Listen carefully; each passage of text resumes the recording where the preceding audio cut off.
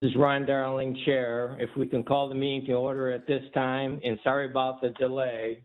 WebEx and me are not friendly. Ron, I do not believe we have a quorum today. I believe you and Mary Archer are the only ones on, and we need 3. Okay. Yeah, so we'll delay approving the minutes then, correct? Correct. Just All go right. to presentations. And if you don't mind, I will start with the director's presentation. Please do.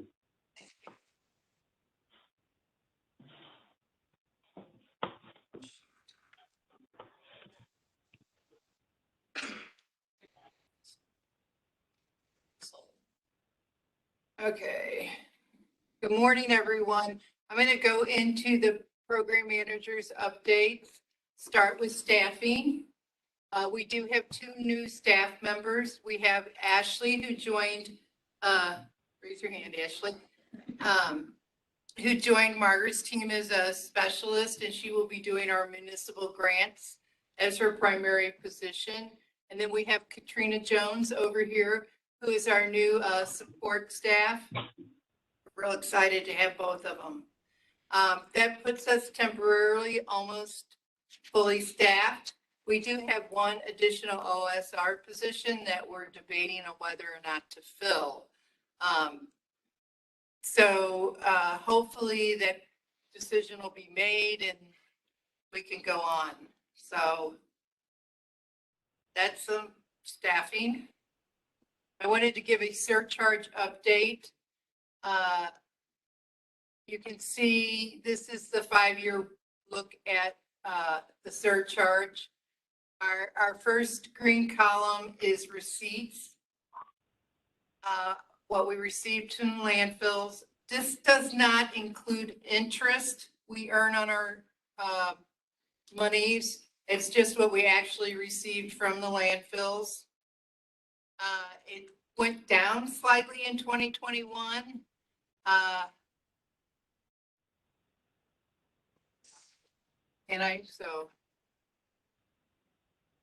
And then the darker next green is what we budgeted. As you can see in 2021, I did budget a lot more monies. However, I think it's about 50,000 more a year I budgeted, but we don't always spend it. And then you can see the third green bar is what we actually spend annually. And you can see for the first time, we actually spent.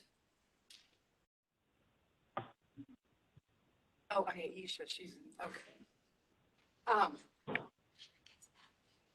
You can see that we actually spent more money than we brought in. But I think if we looked at the interest we earned, we would be about even. We have about $5.4 million in our coffers right now. That's with the current budget being encumbered out of that. My next slide is the budget, and it's just a comparison between the 2021 budget and the 2022 budget. You see, it's approximately about $100,000 in addition. We went up a little on the HHW, staff and equipment. What we added this year was we budgeted a separate item for electronic events. And that is to be used for either single collection events in unincorporated St. Louis County, or we can also use those monies to establish an electronic drop-off at one of our HHW sites. Now, what is not budgeted in here, which we would have to go for a special appropriation, is for if we find a site for an additional HHW site, which we're hoping sometime find a site in the west area of St. Louis County for that. Any questions on the budget? I'm good. Just for my information, Kat, I'm still working on the audio portion. What actually is the event password? Do we know that? Somebody pull up their computer and find the event. It should be on the invite. Okay. I'll go back and look. I didn't see it. Are you talking All about right, continue. the panelist password or the call-in or? It's still asking me for an event password in order for me to join on, video. But anyway, continue on. The phone thing is okay. I apologize because you probably can't see the slides. Could somebody email around the slides? Margaret is going to email. I'll you have the to slides. copy them. You have the program. All right, appreciate it. I wanted also to add, before I go any further, that we have Aisha Hopkins here, who is also new. She is our new OSR for the AIR program. And so we're excited to have her aboard also. Okay, the next information I wanted to provide was what's going on with our ordinance amendments. Bill 15, if you remember, was a bill that was to limit the operation hours for commercial haulers. And that was passed by the county council. It was vetoed by Sam Page. And at the last commission meeting, or council meeting, it was Councilman Tracus decided not to try to override the veto, so it is gone. The next one we're working on is 607-1200. It's our recovered materials facilities to be licensed annually. We're basically tightening up the requirements for recovered materials facility. And we had, if you remember, I believe it was April of last year, we actually had a public hearing on this ordinance, but it is still going through legal review, and basically because of COVID and everything, things have been held up, but we're almost to the end of that, and hopefully very soon we'll have an ordinance that'll go before the county council. The next one is 607-140, waste to be collected, which we just requested legislation on it. We're still debating on whether or not we want to move forward with this. It basically takes the currently in our waste code, you are required to have waste services. And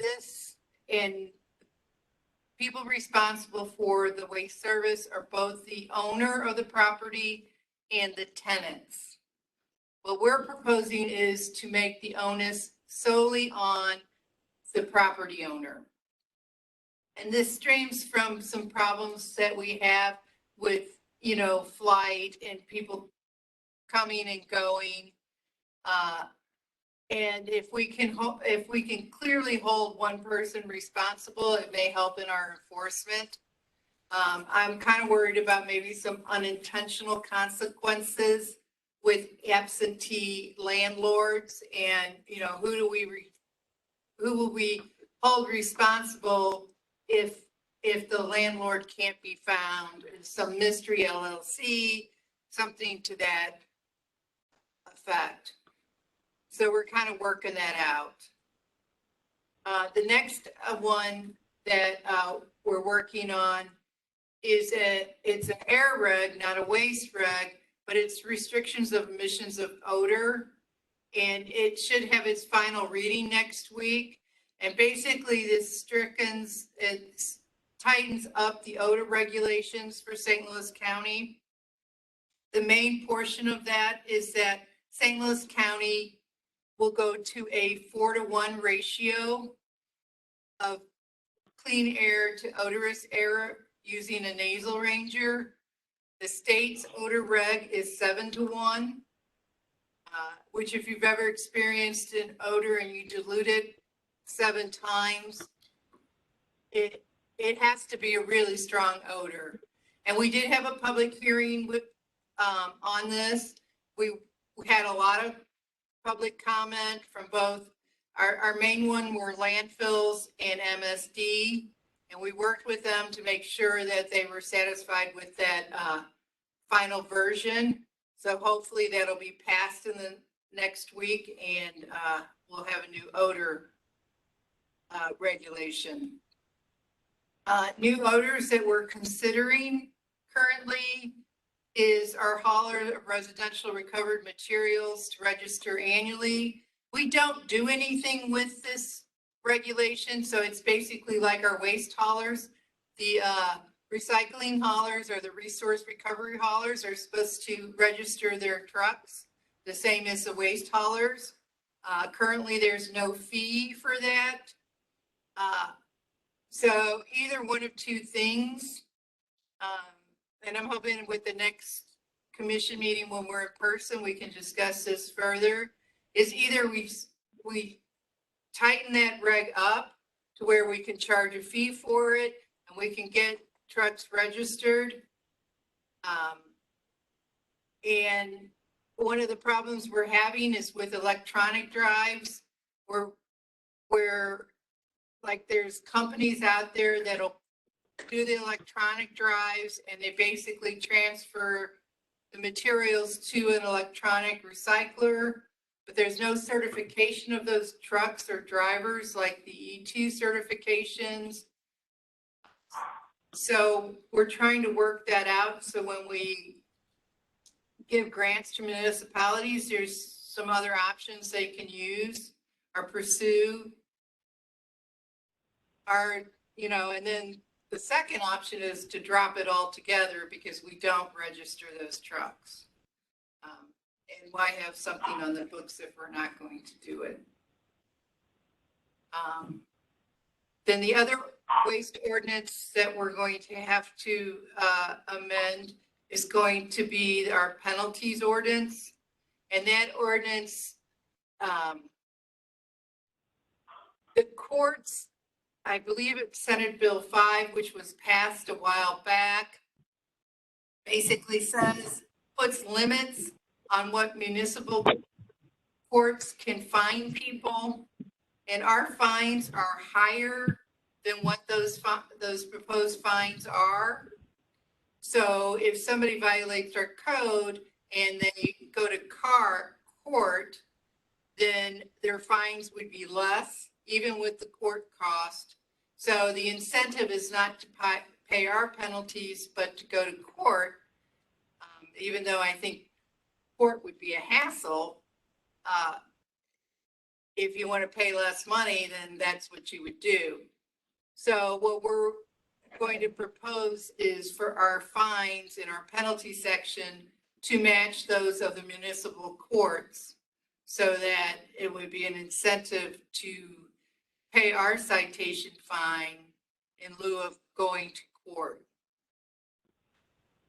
So those are the ordinances that we are working on. I guess, are there any All right. questions?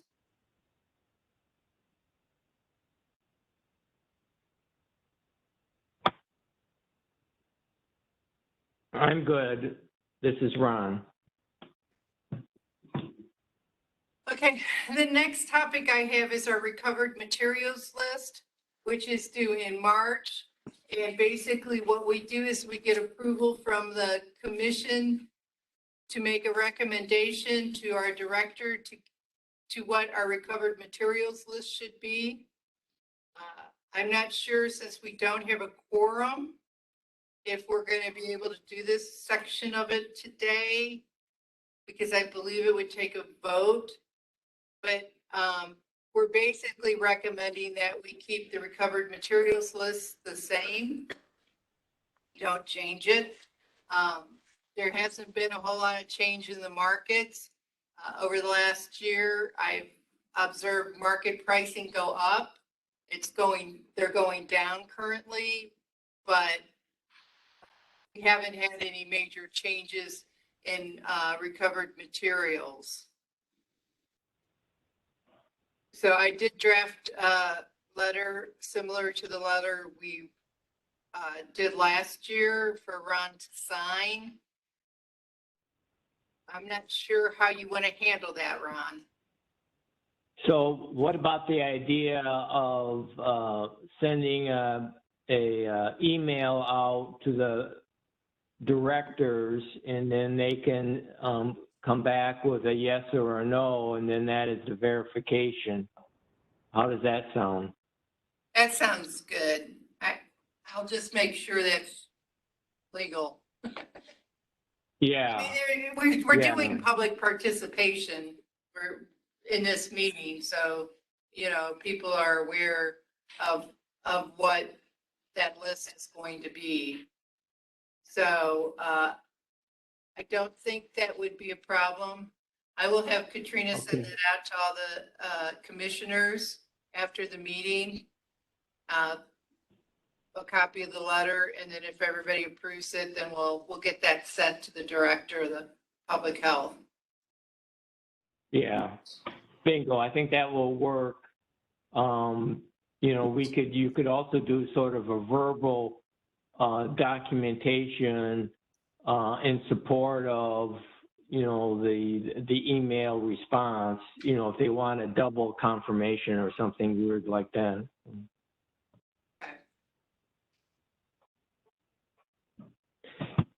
Hey, Kat, what's the, is cardboard going down now again, or is it still staying about flat, which is a higher price than, I believe, earlier this year? Yeah, about right before Christmas, or like in November, they peaked. And then all the materials have basically going down, but not Okay. to the level they were, like China sword, or they're still much higher. They're probably down to what they were over the last summer. Okay. My head. So. Okay, the next project we've been doing a lot of work on is the city of Kenlock and problem properties. Jamil and I, we sit on a committee for St. Louis County problem properties. And, the county's looking at, different avenues to improve living conditions in some of the areas in St. Louis County. What we have been involved in primarily is trash service. When people have trash service, they're most likely not going to dump. And the cost of trash service has gone up in North County substantially. Our District 2 went up 108%. They went from $11 to almost $21 a month for their trash service. And part of that problem was debt, people not paying their bills in that area, and no guaranteed type of payment. So that's where that ordinance revision holding the property owner responsible for trash service came out. We're looking at, what can we put in the contracts that would reduce the cost of the district. We're looking at ways to improve enforcement. We're working with the housing authorities, both the city and the county, to determine if people that are getting vouchers aren't paying their trash services, that they'll send them a letter, and if they don't establish trash service, then then their voucher is in danger of being pulled. The other thing, we're trying to work with Public Works and requiring trash service as part of getting your housing permit or your occupancy permit. When you move into a rental property, you'll have to prove that you have trash service. Public Works is very resistant in doing that, so I'm not sure it will happen. And then we're also working on special taxing districts that trash service would actually just become part of the property tax. Since our last meeting, we have installed 2 new cameras in unincorporated North St. Louis County. I believe they're in the Castlewood area. Castle Point, I mean. No, they're in, I think it's halfway Manor South. District, they're in Waste District 2 though. They're in Waste District 2. We continue to work with the city of Kenlock. I am real excited. They actually have full minimal level of service now in the city of Kenlock. That means they're offered recycling and they're offered bulk waste pickup twice a month, as well as their weekly trash pickup. That is very exciting. The city of Kenlock has not had the minimal level of service for some time. So, and the city of Kenlock does pay the waste bills, which is good. And that was part of our new contracts in the waste districts. What we allowed was municipalities under 300 residents would be allowed to opt into our trash service contracts to their nearest district. Kenlock is right in the middle of District 3, so Waste Connections is providing them service. Along with that service, if they have any problems with their hauler, then they would come through us. It's good. So, any questions? Katrina, there was a news article last week, maybe in a particular area that was for dumping. Was that in Kenlock or was that outside the county? Do you know? It was in Wellston. Ah, okay. And they have done a lot of work in Wellston. And I'm part of the Kenlock community. I'm not involved in the Wellston community cleanup. But, you know, one of the things they're doing is they're blocking off streets to prevent it. We did a lot of cleanup work in the spring of last year and over the summer in Kenlock. And I'll be quite honest, you cannot even tell that they went in and cleaned up because there was nothing put in place to prevent additional, you know, there were no cameras put up. There were no streets blocked off. So it was kind of like so disheartening because it's all back. So.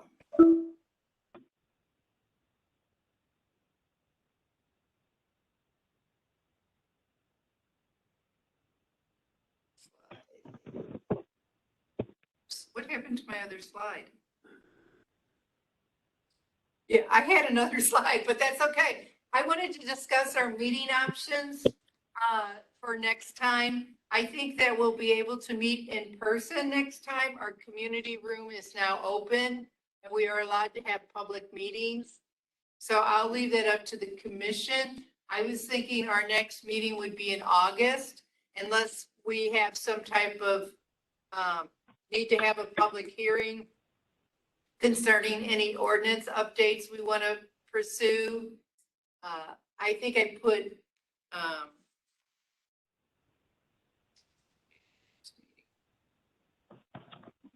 August 18th. Pardon me? It's the third Thursday in, I thought it was the 28th. It's the third. See. Okay, so the next meeting I would propose is August 18th. We would normally have it in July. I will not be here the last week in July. But I mean, that doesn't stop you from having a meeting. but I sure would like to participate. Bingo. And the August 18th is fine for me, as well as I welcome the opportunity to finally meet back in person. So it works best for me in person, obviously. Yeah, so we will do it in person. I mean, we could do a sort of like what we're doing here, bring everybody together and have a virtual option. So I think I will maybe do that. I'll talk to Zach on how to do that. But for the most part, we will be back physically here. Let me caveat that with unless something happens in the world of COVID or anything else in the world that would prevent us from doing that. Right, right. I think that's a great plan. So our next meeting, I'll arrange to get the room and we will just plan on meeting in person in August. And I guess if you don't mind, Ron, I'll turn it over to Jamil. Yep, perfect. Go ahead. Good morning. So I wanted to follow up on the illegal cameras, the illegal dumping cameras that we have up. So currently our program, we have about 5 cameras out in the field. And we recently caught someone dumping, I believe the first week of April in the Castle Point community. And the way our program works, the health department, we actually buy the equipment. Public Works pays for the data fees associated with running those cameras, and then our law enforcement team, they actually handle the enforcement process when people are caught dumping. We caught someone else dumping in the Riverview area, but unfortunately we weren't able to pull good pedigree information from their plate. We only got a partial plate, and of course it was an Illinois plate, so we weren't able to go after that individual, but that's where we are currently with the camera program. Moving along to the district program. Oh. So you might not be able to see this graph, but just to give you an idea, for the first quarter of 2022, we had a drop rate of 18%. As a program, we like to stay under 20%. We did see quite a high call volume the months of February and March from residents. We took in a total of 743 calls that we actually answered, and we actually, I guess, dropped 170 calls over the first quarter of the year. We saw the greatest concern were during the month of February, we got a lot of calls about the price increase. As Katharina mentioned, prices went up throughout all the districts, so residents called complaining and wanting to know why. So I think we sent out about 80,000 postcards. So we were pretty busy the month of February answering those general questions. Then the month of March hit and we got mostly complaints about missed pickups, waste connections related districts. And so, yeah, we were pretty busy answering phones the first quarter of the year. Next slide. So here's a little chart that breaks down the actual complaints that we received through our 615 call center, as well as our trash district email address. So as you can see in March, we saw quite an increase. Waste Connections had a total of 100 verified complaints that we handled.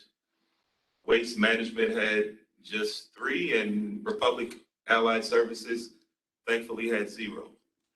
But nevertheless, we were quite busy fielding calls, concerns from not only residents, but also from our elected officials about the service related issues in the districts. Next slide. So as of April 4th, the next round of contracts have started. Here's a breakdown of what it looks like. Waste Connections has districts 1, 3, 4, and 6. I'm sorry, and 8. And then Republic Allied Services has districts 2, 5, 6, and 7. It's kind of an equal split. Waste Connections has about 38,000 households, and Republic is servicing roughly 42,000 households weekly for trash, recycle, and in some cases, yard waste. Since, the April 4th start date, the last 3 weeks, we've seen a drastic decrease in the number of complaints. Our biggest issue now is just, when are they coming to get the carts? So, District 6 and District 2 actually changed their hauler. So they got new carts and then they've got the old carts as well. So I would estimate District 6 is about, I'll say they're about 98% complete, if not greater, as far as the removal of the old district carts. District 2, to be determined. It's closer to like 75 to 80% complete. Residents that call us now, we're expediting those to be picked up the same day by Waste Management, and then their third-party vendor is picking up roughly 1,000 to 1,200 carts a day. So we're hoping that that process will be completed by the end of this week. Also, we've gotten a lot of calls about, what do I do with this black St. Louis County cart? I don't need it. And so, that cart, we gave those out back in 2007, 2008. St. Louis County no longer picks up the black cart. So the option for residents who don't need it, they've got 3 options. It can be used as an additional recycle cart. It can be used as a yard waste cart if you pay for the weekly service, and it's clearly marked as yard waste. And then last, if they just want it gone, it can be picked up as a bulky waste. Currently, we are recommending that residents schedule that pickup just so that their hauler knows what to expect and they have the right equipment to take those carts away. So, hopefully that dies down. We haven't gotten a lot of calls recently about the black carts, but it was a big issue the first 2 weeks of April. Slide. So here's a screenshot of our survey from last week, survey results. So with all the issues in the first quarter with missed pickups, we saw a 200% increase in the traffic to our survey. Normally, our program for the last 5 years, we've had about a 75 to 80% approval rating.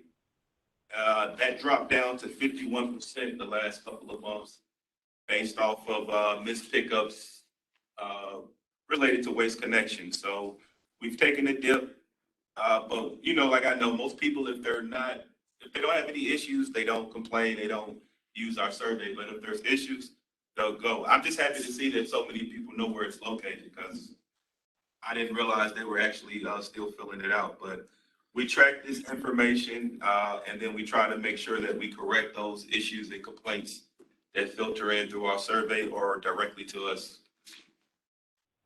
And let's see, just to give you, I don't know if you can see it, but yeah, we've currently got 628 responses to the survey. And next slide, please. And as far as our services are concerned, residents, trash is still considered priority, followed by recycling, bulky waste, the seasonal yard waste collection, and then of course, the optional yard waste is last. But majority of our complaints were about yard waste misses, this first quarter, as well as last summer in 2021. And here, the next slide is just another, that QR code for our survey. We are in the process of coming up with other ways to track our district's performance with other departments here at the county. So we may have more interactive access to how we're doing, how we're performing, posted on our website at a later date. And these links here just give you general information for the next round of contracts. We have updated our website, so our new FAQs, the pricing for the districts for the next 5 years is also on the website. And then that last link is the link for our financial assistance program.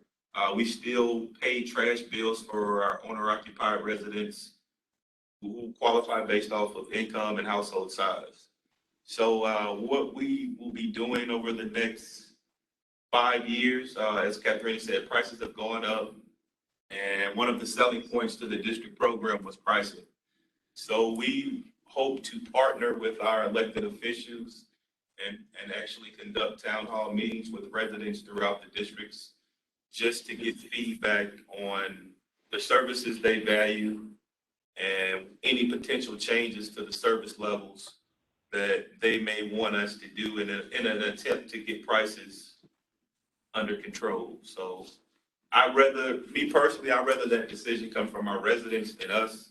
I have my own ideas, our program, we have ideas, but I think if we listen to our residents, it can guide us and we'll get less pushback from everyone involved if it's what the residents actually want to see.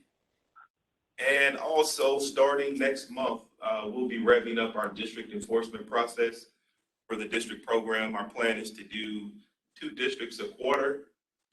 We also will send that updated list to our housing authority so they can cross-reference it with our voucher recipients. And we haven't really done district enforcement since COVID. We were advised that, to kind of ease up on our enforcement based on the hardships that everyone experienced during that time. But we want to see compliance throughout the district, so we will be doing enforcement each quarter of the year in 2 districts at a time. So are there any questions? Rick had a question. Jamil, this is Ron. Are you familiar with the equivalent of a universal contract or state contract for dumping or anti-littering signs that, a city can use to tap in to try to get a better price for these signs? I am not. I do know our program, we order dumping signs when we need them, and residents, when we get formal requests from subdivisions or residents, they can come pick up dumping signs and post them on our property. But yeah, I'm not familiar with a universal contract. There is a cooperative purchasing. Thank you, Maria. You should speak of it. You know of. Yeah, I don't know. Ron, does Hazelwood participate with Sourcewell, which is a cooperative purchasing agreement? Is that in Minnesota? Yeah, I could. The reason why our city is designated about 10 littering hotspot areas, and so we are going to be ordering some signs to address specifically those particular areas. And some of them actually are on county right-of-way areas, and some are not. And so we're trying to determine what we can get for both areas. So. Yeah, I could send you contact information for Sourcewell. Perfect. That will work. And our green committee is going to take a look at whether how many to order, et cetera. So that would come in handy for our meeting next week. So. Chad, Rick had a question. Public Works requires an occupancy permit per their ordinance. They require a contact such as a property manager be identified. Why not make that a local contact? I think that's going back to the trash ordinance changes. So we've had discussions about, Public Works requiring trash service but there's some pushback from that department. So we're still trying to work with them to come up with, best practices where we can make sure individuals have paid trash service before they get an OC permit, but that will be a while. We're trying. We tried before too, and with no avail, except for now we have the county council behind us, so it may go farther. Yeah, this is Rick Campbell. Can you hear me? Can you hear me?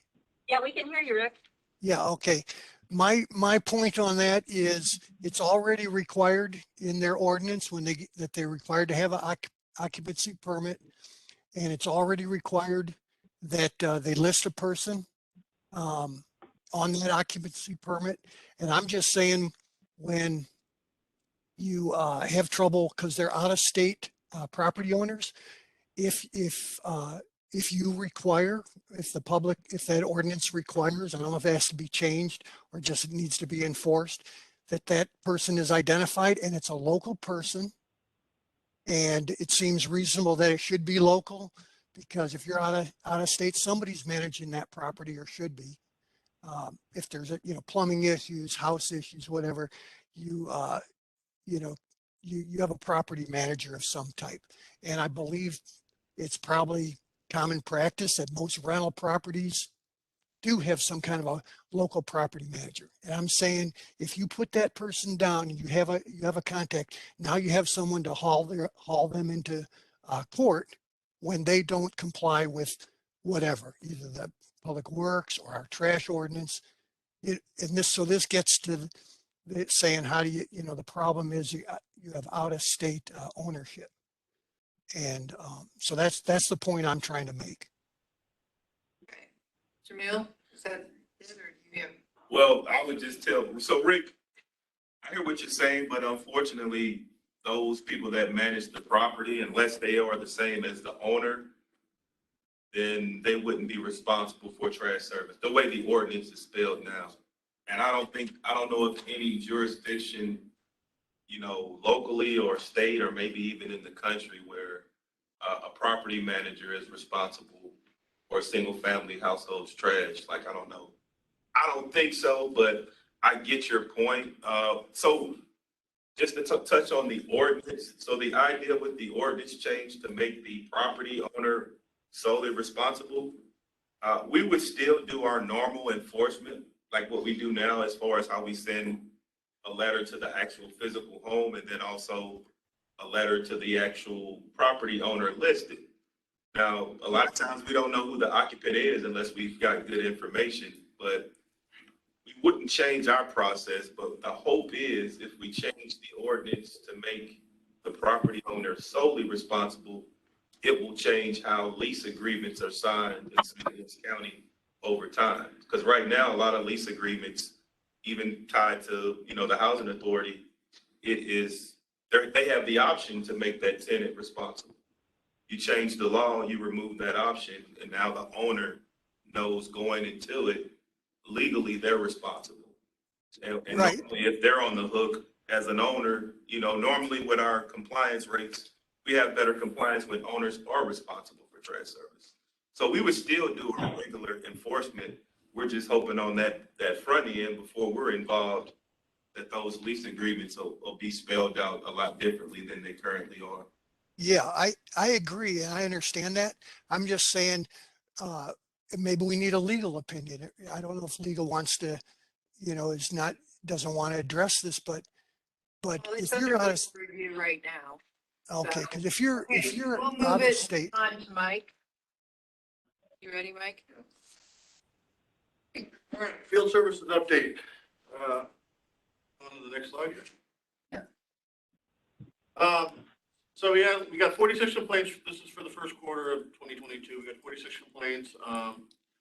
It's starting to ramp up now. The weather's getting warmer. People are coming outside and looking at their neighbors' trash, so we're getting more complaints. I think we talked enough about the camera program. Permits, about where we are at this time of year. We just finished up our hauler permitting process on April 15th. Is that right?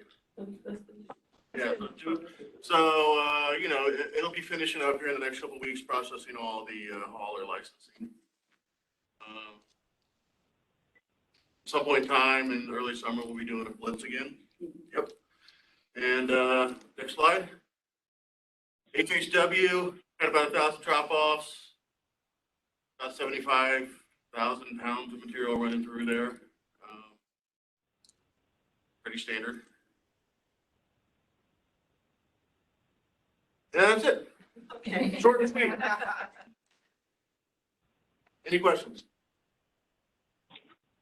Hey, Mike, Ron Yeah. here. That fire that occurred in Maryland Heights at Federal? yeah. Yeah. Do we know what caused that fire yet? We do not know officially what caused it yet. We have some pretty good guesses though. But I'm not gonna say that until it's official. They think it was a Okay. battery in one of the trailers, a lithium battery in one of the trailers. Ah, interesting. All right. But there's Are no they back official. in operation? Yeah, they were back the next day. It was in a trailer. It never hit the building. I'm not even sure it destroyed the trailer by the time they got to it. So Ah, it's just one trailer Okay. out in their unloading area. okay. I can give a little bit update on that. The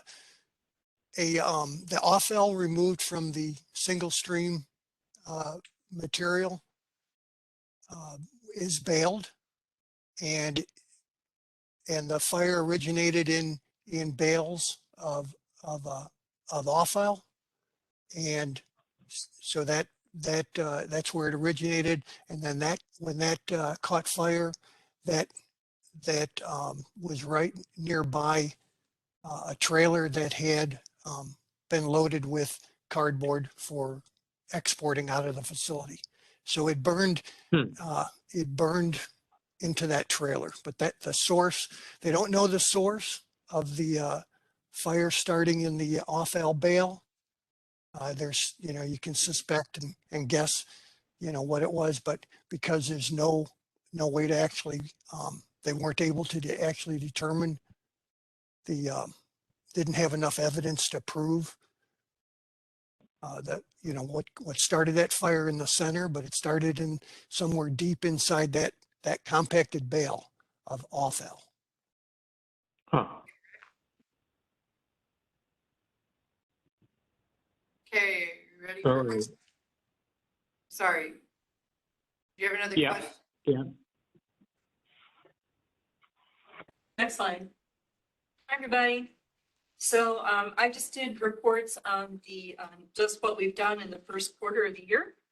So our grantees have held 5 electronics recycling events. They've collected about 60,000 tons of 60,000, listen to me, 60 tons of recycling in those 5 events. It's come to our attention, a couple municipalities have reached out to us about a company that has a location in the city of St. Louis that's been offering to do electronics events for free.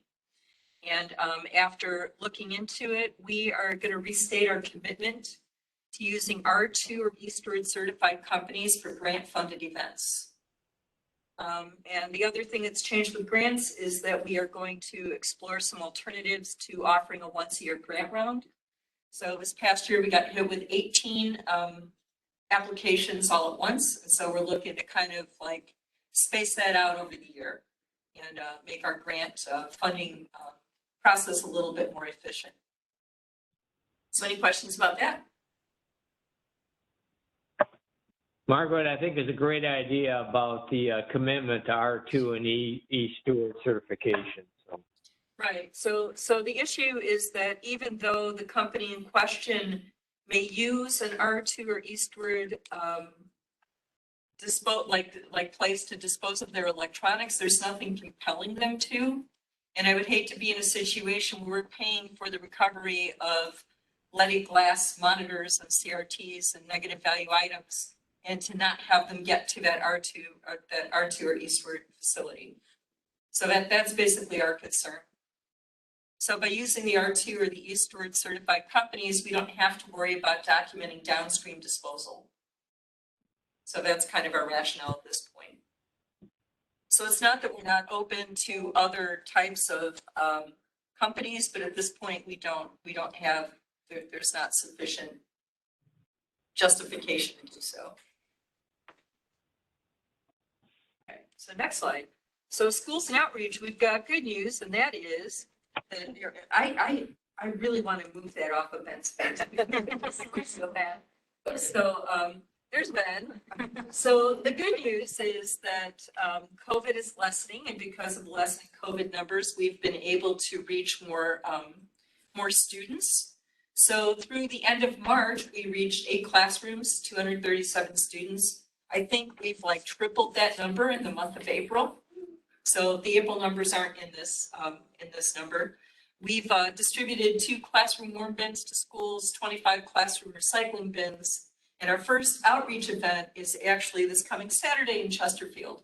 So we're anxious to have people do the job they were hired for, because it's been a long time since COVID first hit, right?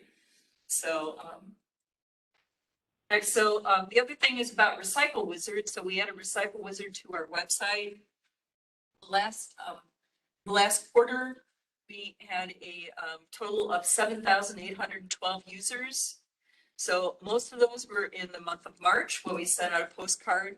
So we sent out a postcard with a trackable QR code to residents in districts 4 through 8, trash districts 4 through 8. And we got a good response. And I don't know what did we get for, we had a contest, we sponsored a contest. We pulled the winner of the contest tomorrow. And I think we had over 500. We had over 500 entrants to the contest on Recycle Wizard.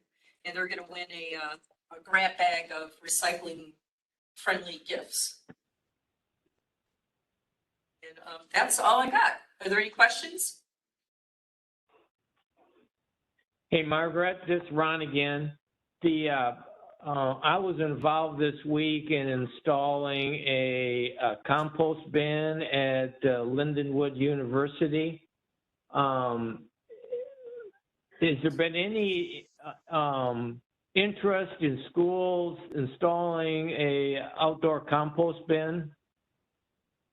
In the past, when we gave grants to schools, there were interests. I mean, composting at grade schools and middle schools is much more difficult than at a college where you have like actual adults supervising what's going into the compost. We've had difficulty in the past with school districts with contamination from the cafeteria, where they're composting milk and meat and cheese and all kinds of stuff that shouldn't go in. So we're willing to work with schools to establish composting, but we no longer fund it. But right now schools are kind of shaky as far as even having anyone in the buildings. Some districts are allowing guest presenters, some districts are not. So we're still dealing with COVID as far as the school outreach is concerned.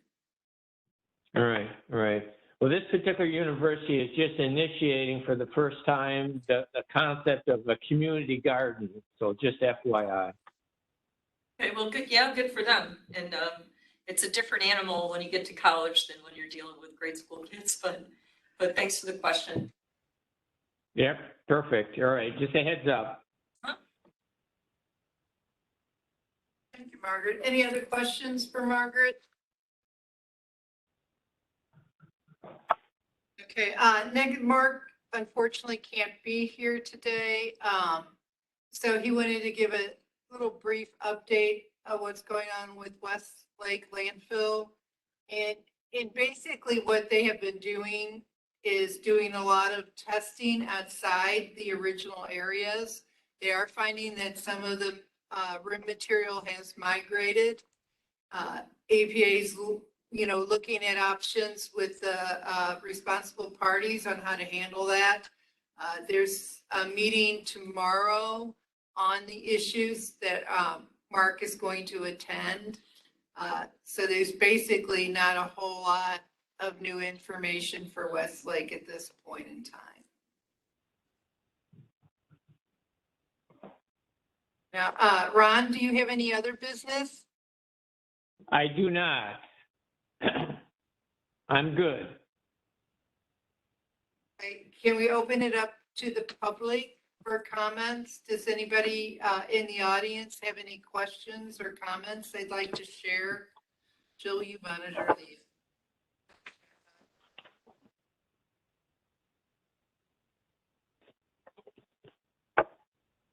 Not sure. Zach, will we need to unmute anybody for them to speak?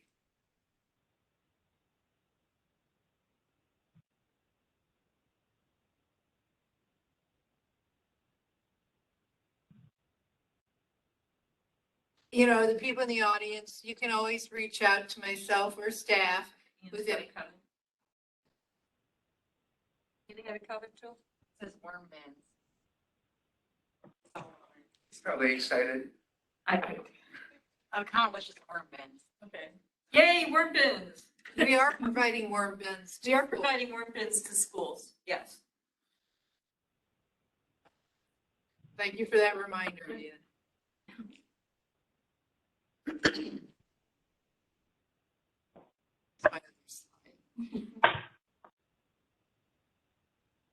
Okay. Going on.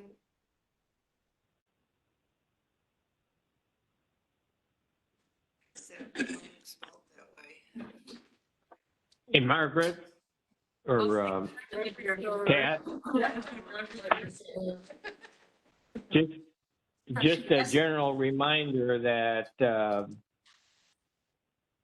Earth Day 365 is holding their festival at Forest Park Saturday and Sunday. So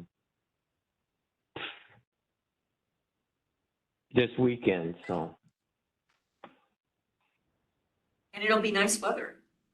Yes, it will. Yeah. Yeah.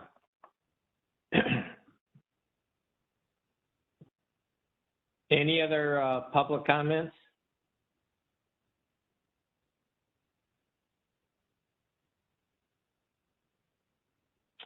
Okay, I didn't see. Hearing none. Hold on, when will the grant round be announced? If there are two, will they be announced at the same time? There are 2 grant rounds. Will they be announced at the same time? Yeah. We're looking at alternatives right now. So we're still exploring how to track grant rounds and what would be the most efficient ways. We're working with fiscal services to determine what that's going to be. So you should hear something like in the next month or so.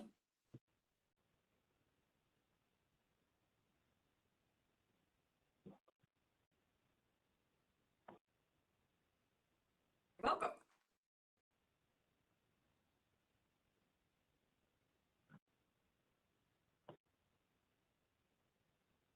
Okay, just a reminder, the next meeting will be August 18th, and we determined that it'll be in person. We'll open it to the public in person, and I will look at maybe having some type of virtual option for people who do not want to come in.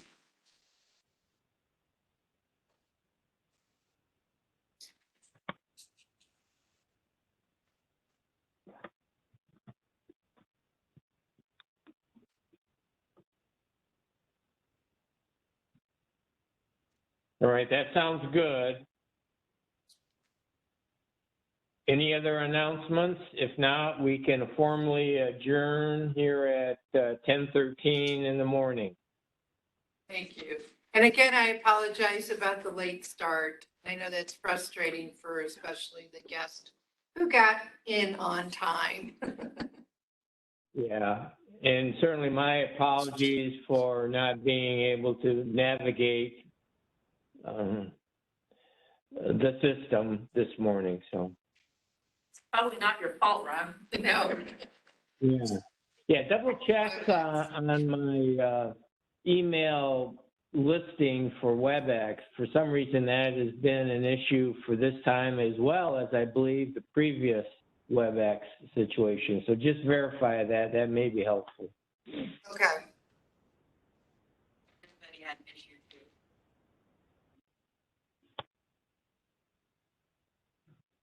If not, everyone enjoy their Thursday remaining.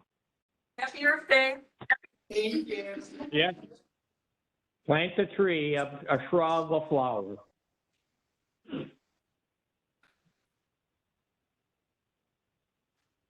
Thank you, everybody. Signing off.